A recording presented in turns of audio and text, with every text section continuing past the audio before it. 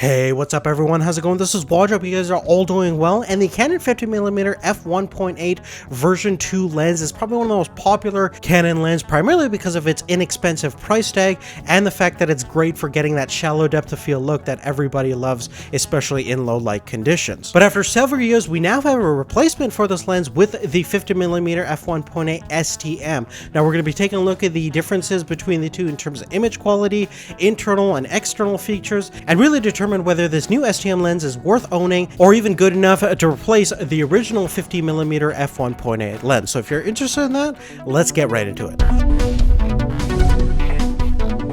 Now, there's certainly a good reason why the original 50mm version 2 Canon lens was so popular to begin with, mainly due to the fact that it was more about image quality than anything else, and it was really lacking in one thing, and that was build quality. It was primarily made out of really cheap plastics. I personally went through about 3 lenses in 5 years, so it's definitely not as durable as many of the higher end lenses that you're going to come across, and that's one of the reasons for that price tag. Now, the new 50mm STM lens is way better in terms of build quality. It's still made out of polycarbonate plastics, but it's a higher grade plastics. As soon as you start using this new 50mm lens, you're going to notice a pretty big difference between the original when it comes to the feel and overall ergonomics of it. The focus ring is a lot better. It's rubberized now, and it has very little breathing. It's an electronic focus, so in order to use it, you do need an electronic connection between the lens and the camera itself. Otherwise, you won't be able to focus it, even in manual mode. Unlike the original 50mm lens, which allowed you to do manual focusing regardless if you had it connected to a camera or not once you have it in manual focus mode. So that's definitely a plus side on the original lens for people that do any kind of lens adapting to other cameras that might not have control over their focusing. But as we mentioned before, ergonomically, this new 50mm STM lens is a lot better in terms of focusing, and when you have it connected to your Canon camera, it's pretty easy to manual focus as well, and you could probably even attach a follow focus system. Another improvement on the STM lens is that now we have a metal lens mount, so that's definitely a lot better than the plastic one we had on the original 50mm version 2, so that's definitely going to be a huge improvement when it comes to the durability aspect of things. Furthermore, the new lens is just a little bit heavier at 159 grams versus about 130 grams compared to the original, and that's not really a bad thing at all. I prefer a little bit more heft on the new lens, and it definitely adds to the level of build quality and ergonomics, in my opinion. Now, at this point, I do want to mention that the new 50mm lens is not weather resistant, so you definitely want to be careful when you're outdoor in kind of rainy environments or dusty environments.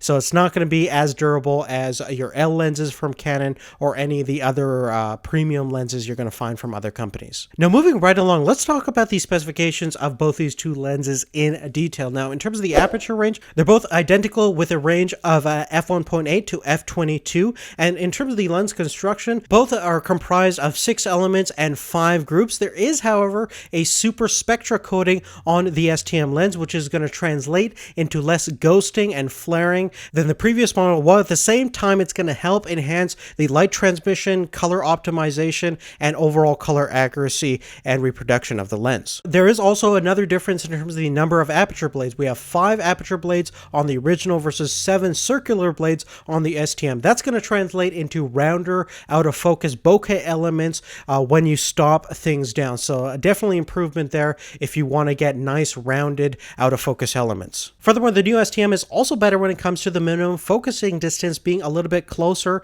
at around 0.35 meters or 1.1 feet compared to the original's 0.45 meters or 1.5 feet. So if you want to get a little bit closer, looks like the new lens is going to get you a little bit better in terms of the macro capabilities. Continuing forth, one of the major differences between these two lenses is the focusing system itself. Now, we're using the standard servo motor that sounds like R2-D2 on the original 50mm lens versus the new one is using a new step motor system, which is very, very quiet. Now, we're going to do an illustration of that in just a little bit, but in terms of filter sizes, looking at a thread size of 52mm versus 49mm on the new version. Now let's move on and talk about one of the major differences between these two lenses, and that's of course the focusing system. Now with the stepper motor, you're going to have a lot more accurate and faster focusing in general, both for photos and videos, but it's specifically designed to work great for any of the Canon cameras that are using the dual pixel hybrid AF system. So we're talking about the 70D, the 70 7D Mark II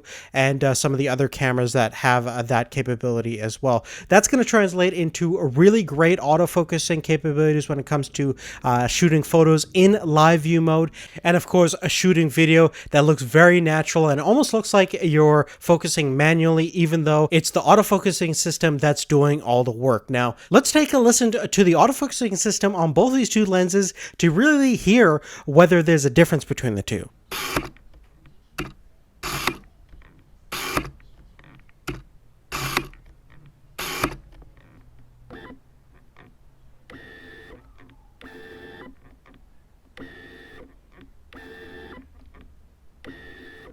Now, as you heard right there from that example, the new STM lens is certainly going to live up to its name by being a lot faster and certainly a lot quieter than that original 50mm lens, which is really loud and pretty slow as well. Now, let's move on to the image quality differences between the two, and the camera that we're going to be using to do all of our testing is the 7D Mark II. Now, this is a crop sensor camera, but you can easily use this lens for a full frame camera because it is designed for both of the two formats, but we are going to get a 35mm equivalent of about 80mm, so just keep that in mind for all of our testing. Now, the first thing that we're going to do is test for barrel distortion on both these two lenses. Now, keep in mind, since we're pretty much at 80mm, you're not going to find a lot of barrel distortion. One of the great things about the 50mm lens is that it's definitely a lot more solid and a lot more symmetrical in terms of its image profile compared to most of your zoom lenses and wider lenses out there. So definitely you can see there's really no improvement from the old generation to the new generation.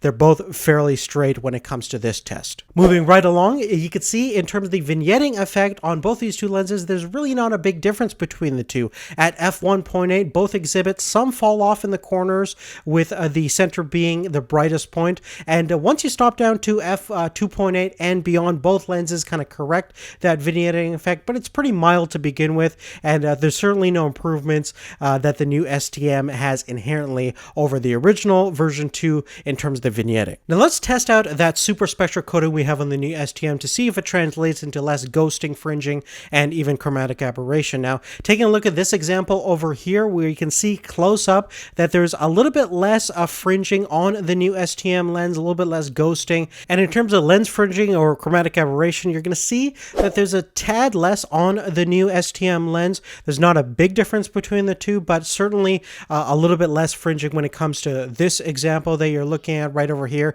and certainly any kind of ghosting and fringing does become a non-issue once you stop down, but this is specifically at f1.8. Now, the key thing that I was really interested in the new lens is to see how sharp it is compared to the original lens, and surprisingly at f1.8 there is a pretty big difference between the two. You can see from this example over here that this $5 Canadian bill, there's certainly a lot more inherent contrast and detail, and things look a lot sharper and clearer at f1.8 on the new lens compared to the original lens. Now, of course, I may not have the best copy of my 50mm lens, but I've done some testing on my friend's 50mm, and it's fairly similar in terms of the results over here. So generally speaking, at f1.8, you are going to find a little bit better contrast, a little bit better sharpness, and inherently better looking photos at that f1.8 level. Now, in terms of the sharpness throughout the entire field of view, of course, it's going to be sharpest at the center,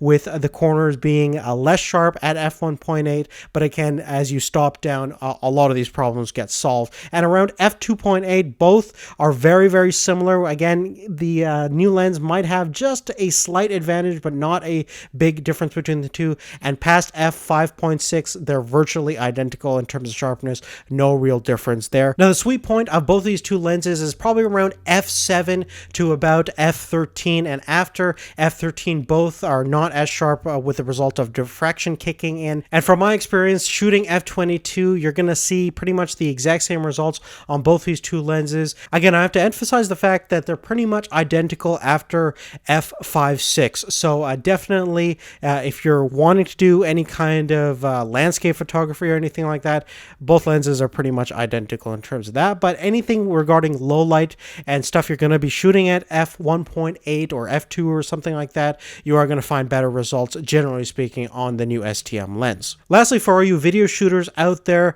certainly the lens to get will be the new 50mm STM, because of the fact that it can do that hybrid AF focus really well, and it's very quiet in terms of that focusing. And plus, you can actually use the manual focusing at any time, even if you have it set to autofocusing, which is kind of nice. And in summary, I would have to say, in most of the ways, the new STM lens is a definite improvement of the original 50mm F1.8 version 2. So if you're in the market for a 50mm lens and you're kind of on a budget, it's really a no-brainer now.